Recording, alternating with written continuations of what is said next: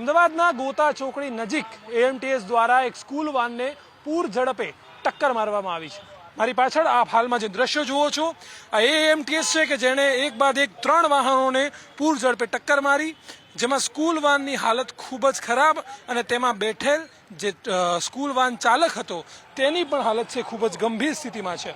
હાલમાં જે આપ દ્રશ્યો જુઓ છો તે જોઈને આપણે આ અકસ્માતની ગંભીરતા સમજી શકતા હશો કે કેવી રીતે આ બસ ચાલકે છે તે ટક્કર મારી હતી। આ સિવાય જે સીસીટીવી સામે આવ્યા છે તેમાં પણ દેખાઈ રહ્યું છે કે કેવી રીતે એક રિક્ષા, તેની સાથે જ એક છોટા હાથી જે ટેમ્પો આવે છે તે અને તેની સાથે એક સ્કૂલ વાન, આ ત્રણેય વાહનોને તેના દ્વારા ટક્કર મારવામાં આવી।